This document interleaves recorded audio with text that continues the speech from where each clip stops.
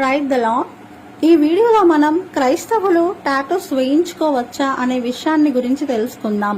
ప్రస్తుత కాలంలో టాటూస్ అనేవి చాలా సర్వసాధారణం అయిపోయాయి. చాలా మంది యవనస్తులు టాటూస్ పట్ల ఎంతో ఆసక్తి చూపిస్తున్నారు. అసలు క్రైస్తవులు టాటూస్ వేయించుకోవచ్చా, అసలు వాక్యం ఏం చెప్తుంది అని చూస్తే లేవియాకాండం 19వ అధ్యాయం 28వ వచనంలో, చచ్చిన వాని కొరకు మీ దేహమును చీరుకొనకూడదు, పచ్చబొట్లు మీ దేహమునకు పొడుచుకొనకూడదు, నేను మీ దేవుడైన యెహోవాను. ఈ వచనాన్ని మనం జాగ్రత్తగా సందర్భానుసారంగా చూస్తే, దేవుడు తన ప్రజలుగా ఉండటానికి పిలువబడిన వారిని ప్రత్యేకపరచుకొని వారిక ఏమాత్రం అన్యుల ఆచారాలను పాటించకుండా, అన్యుల వలె ప్రవర్తింపకుండా, ధర్మశాస్త్రము లేని వారి వలె పాపపు పనులు చేయకుండా ఉండడానికి వారికి దేవుడు ఆజ్ఞలను జారీ చేయడం, వాటిని ఖచ్చితంగా పాటించాలి అని చెప్పడం జరిగింది. ఆ ఆజ్ఞలలో ఈ పచ్చబొట్టు వేయించుకోవడం అనేది కూడా ఉంది.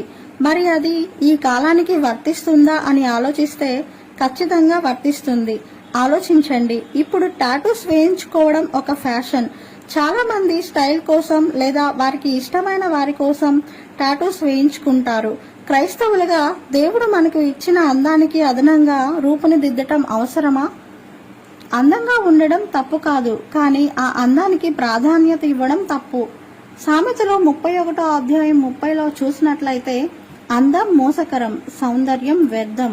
అయితే చాలా మంది వారికి ఇష్టమైన మరియు వారిని ప్రేమించే వారి పేర్లను శరీరాల మీద రాయించుకుంటారు. క్రైస్తవులుగా మన ప్రేమ మొదటిగా దేవుని పైన ఉండాలి తప్ప వ్యక్తుల మీద కాదు. మనం మొదటిగా దేవుణ్ణి కాకుండా దేనినైనా ఎవరినైనా ప్రేమిస్తే అది విగ్రహారాధనే అవుతుంది. విగ్రహారాధన పాపం. ఇంకొంతమంది రకరకాల బొమ్మలను, సింబల్స్ ను శరీరాల మీద వేయించుకుంటారు. ఇలా చేయడం వలన మనం క్రైస్తవులమని చెప్పుకుంటూ లోకానుసారంగా జీవించిన వారమవుతాము. క్రైస్తవులని చెప్పుకుంటూ లోకానుసారంగా జీవించటం పాపం. మరికొంతమంది క్రైస్తవులు ఏమంటారంటే, నేను దేవుని వాక్యాన్ని రాయించుకుంటున్నాను, మిగతావి వేయించుకోకూడదు, కానీ దేవుని వాక్యాన్ని, సిలువను వేయించుకోవడం తప్పు కాదని అనుకునేవారు కూడా ఉన్నారు. శరీరాల మీద దేవుని వాక్యం లేదా జీసస్ అనే టాటూను వేయించుకొని నేను క్రైస్తవుడిని అని అందరికీ తెలియాలి, అందుకే వేయించుకున్నానని సమర్థించుకోవడం సరైన పద్ధతి కాదు. ఒక క్రైస్తవుడు దేవుని వాక్యాన్ని క్రియలలో చూపించి తాను క్రైస్తవుడిగా ఈ లోకానికి గణపరుచుకోవాలి తప్ప వాక్యం టాటూ వేయించుకున్నంత మాత్రాన క్రైస్తవుడు అవ్వడు. వాక్యానుసారంగా జీవించిన వాడే క్రైస్తవుడు అవుతాడు.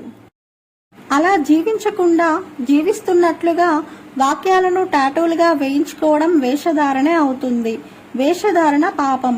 ఒకవేళ ఎవరైనా తెలియక వేయించుకుంటే మనం ఏమీ చేయలేం, కానీ వారు అది తప్పు అని తెలుసుకున్న తర్వాత వారు దేవుని వద్ద క్షమాపణ అడిగినప్పుడు దేవుడు క్షమిస్తాడు.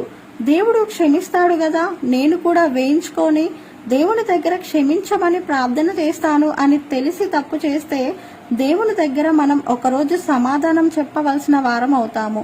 కాబట్టి అనవసరమైన వాటి వైపు మన దృష్టిని మరల్చకుండా దేవుని అడుగుజాడలలో నడుస్తూ మనం ఆయనకు ఇష్టలుగా ఉండుట మనకు శ్రేయస్కరం. కాబట్టి శరీరంపై పచ్చబొట్లను వేయించుకోవడం వాక్యానుసారం కాదు.